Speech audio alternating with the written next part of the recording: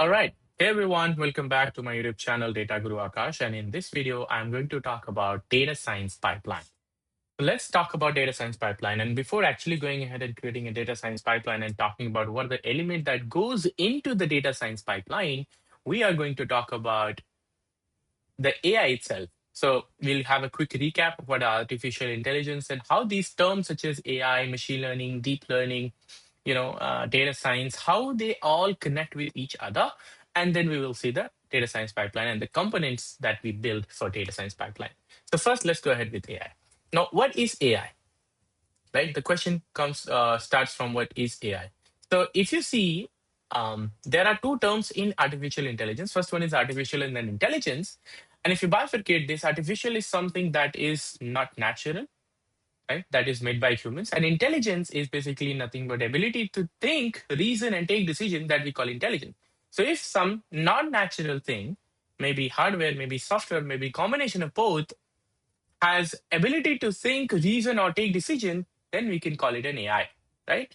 Now, AI being a superset, actually, before actually talking about machine learning and correlation with data science and all, let's talk about different types of AI. There are two types of classification of AI. The first classification of AI, we talk about the classification in terms of the way we build it, right? The first type of AI, the first classification of AI, we talk about um, knowledge-based AI.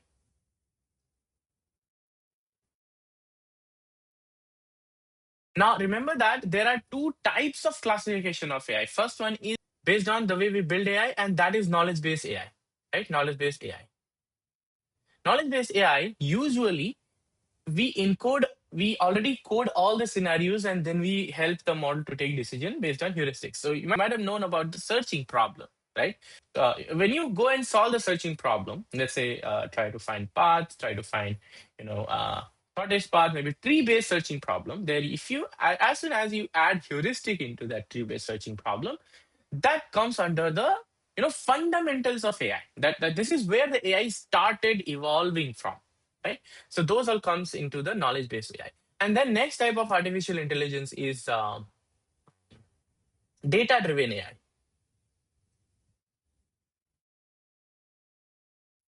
Right? Now, data-driven AI is a type of AI where we build a model based on the data, what data says about it. So now, if you haven't seen my video about the introduction to machine learning and data science, go to my previous videos and go ahead and see that introduction to machine learning video, and there you will find the black box analogy of machine learning. And that is basically nothing but when you use the data to find the pattern between input and output, and that is called the data-driven AI, or that is also a major portion of machine learning, right? So let's say if and let's talk about the other type of AI itself, right? The other classification of AI, where the first type AI is called narrow AI. Now, narrow AI is a type of AI where the use case is very narrow. For example, if you are going to build a salary predictor model, then that particular machine learning model is only going to work on a specific data on a specific domain that is predicting someone's salary. And let's say if you have built if you have built a forecast model is going to predict the demand for next month, next year, whatever. That is only going to work in that particular field. It is not going to work anything other than that, right? That AI is not going to work any other example other than. So that is a very implemented for a very narrow field, and that is why we call that narrow AI, right? And the next type of AI is called AGI. Now, this term you might have heard recently when where OpenAI, Anthropic, Google, they all of them are trying to build AGI. That is basically artificial general intelligence. What is AGI? AGI is nothing but when the AI has human level intelligence. Now, why do we call it general intelligence in the first place? Because humans are very good at doing most of the general purpose tasks. For example, humans are good at walking, avoiding obstacles. Humans are good at driving, cooking food, typing something in the Excel, understanding the task and trying to solve them. These are general purpose tasks. So daily life, daily, household chores that you do, that you can say, if AI can do that, then that is basically nothing but a general purpose AI. They can remember things, they can talk to each other, they can create groups. That is artificial general intelligence. That is what people in companies are trying to build. The last type of AI, that is called super AI. Now, super AI is nothing but is a conceptual AI. I'm not sure humanity will be able to build it or not in near future, but you might have seen the movies such as Age of Ultron, where Ultron goes out of hand, goes rogue, and that is basically nothing but an example of super AI. Or Terminator even. Right? These Terminator and Ultron are the examples of super AI, where the AI starts improving in themselves, and they goes out of hand, right? If they see that humans are threat for the AI, they will start eliminating humans for humans as well, right? That is super AI for you, right? Now let's come back to the Venn diagram mechanism that we were trying to see. So let's say machine learning, as I said, is nothing but the subset of artificial intelligence. And this part that we see that comes into the knowledge-based AI comes into that, where we have all those A star search and those searching algorithms basically. And there are other knowledge-based AI comes under that as well. Now, machine learning is basically when you make the machine learn based on the data. So you give input data and output data, and you let the machine figure out what goes in between that, and that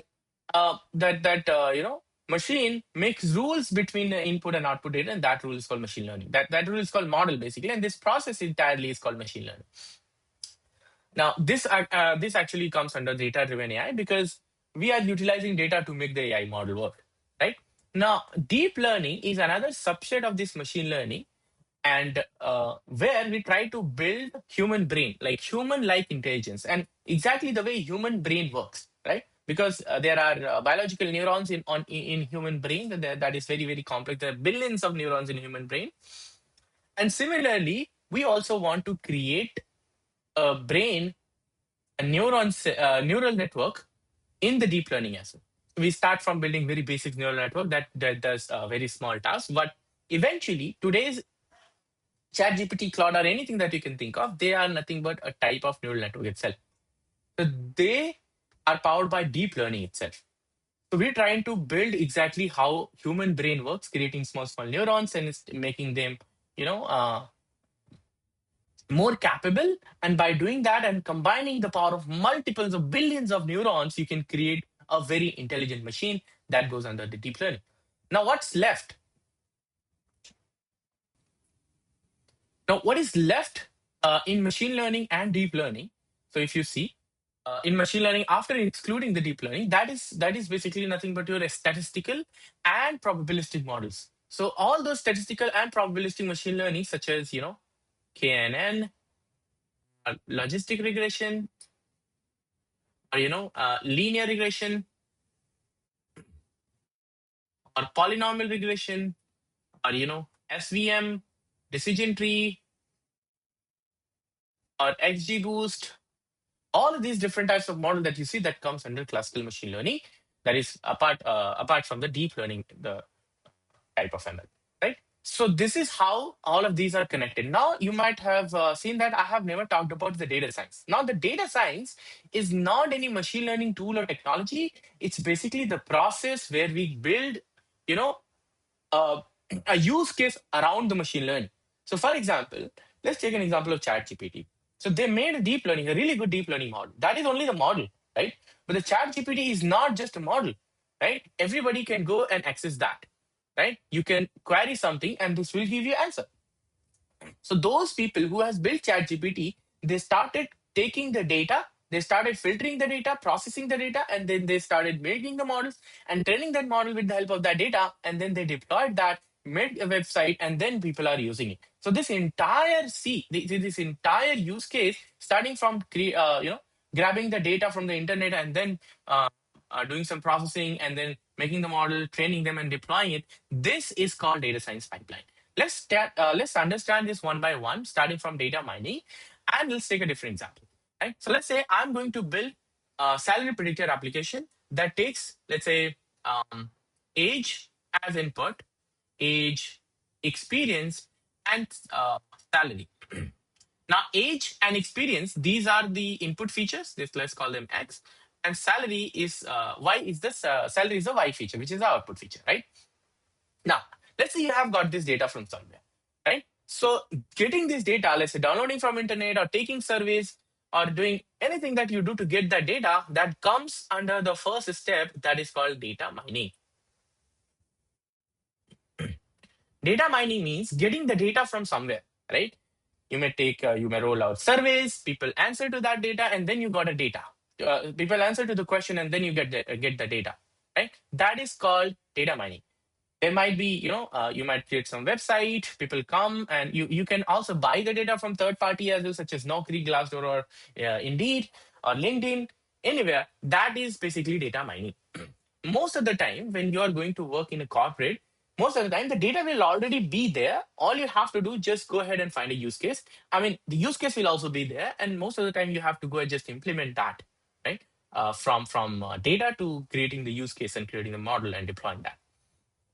Now, the next step in this data science pipeline comes, that is called pre-processing of the data. Right? Now, what is pre-processing? See, today, most of the data science, the scientist says that 50 to 60% of their work goes only in data processing, right? So whenever you get the data is not always ready to use.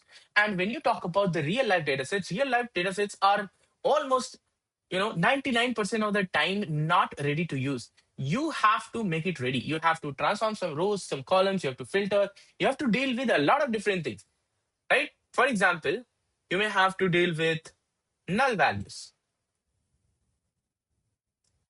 outliers. There will be some extreme values. There will be some data type errors. There can be different types of problems with the data. There's some extra, some useless columns may be there. So you have to understand all of them, analyze all of them, and then you have to pre-process that. And then you go ahead and there's something called EDA, right? This is nothing but exploratory data analysis.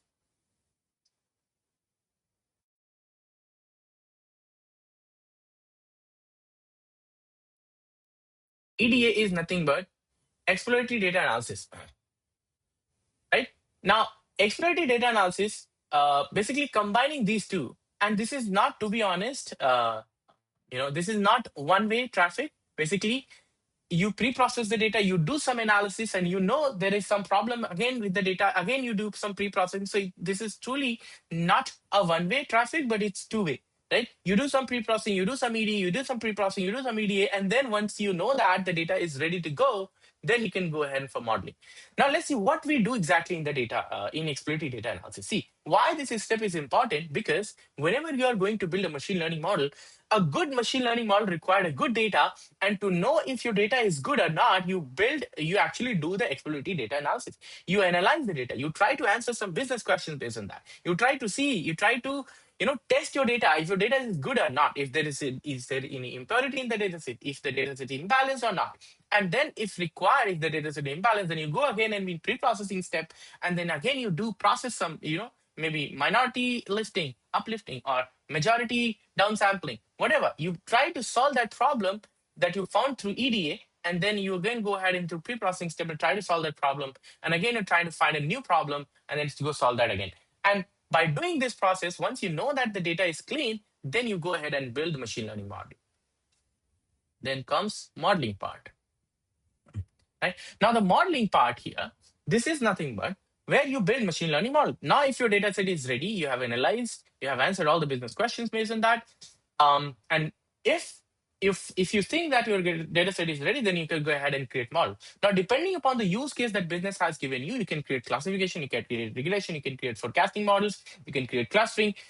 There are plethora of use cases, right? And you can create that model within the modeling step. It can be any kind of model. Now, once you have created model, again, you do not stop and go ahead start evaluation, right? I mean, you go ahead, you do not deploy that. You first evaluate your model. The next step is evaluation. Evaluation is a step where you find if your model is good or not. And most of the time, you will not go ahead and deploy your model in the first go. You will evaluate your model and you will see if there is any problem of if there is any chance of improvement. And most of the time, we do not create first model and go and deploy that. We actually create multiple different types of models of the same type, solving the same use case, and we evaluate that. And by doing this, we maybe try to do hyperparameter optimization and build the perfect model that we can do by doing the evaluation and parameter tuning and so on. And once we have created a good model and evaluation criteria is good, then we can go ahead for the deployment. The last step of the data science pipeline is deployment. Right? Once you have deployed the model, what is deployment basically? Deployment means making the model usable for general public, right? For example, let's take the same example. I have created a salary predictor application. Let's say there is any new job applicant who is going in the market to apply for the job, but they don't know what salary do they deserve. So they can come into my platform. I have created this, deep learning, this machine learning model, and have hosted that into one of my websites. They can come to my web page and they can put their age, they can put their experience, and they can click submit, and then they will get their salary, right?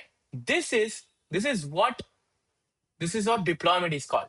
So you have made a good solution and you make that solution available to general public through deployment. You can create website, you can create applications, you can create web apps, whatever you can think of, right? And that is called deployment. So this is the entire data science pipeline, starting from data mining, where we mine the data, we get the data, and then we pre-process fix some problems, we do some exploratory data analysis, and again if there is any problem, we again go fix that. And as long as the data is okay, we go ahead for modeling, and we then evaluate the model, and again we go circular and we do again multiple types of modeling and then evaluation. And once the model is good and ready to go, then we go ahead and deploy that, make it used for general public, right? So this is the whole data science pipeline, and I hope that you like this video. And if you have liked this video, then you can make sure that you comment if there is any questions are there, or do hype this video and do subscribe to my channel so that I can make these videos effortlessly for you guys. Thank you so much for watching this video. We'll see you again in the next one. Bye bye.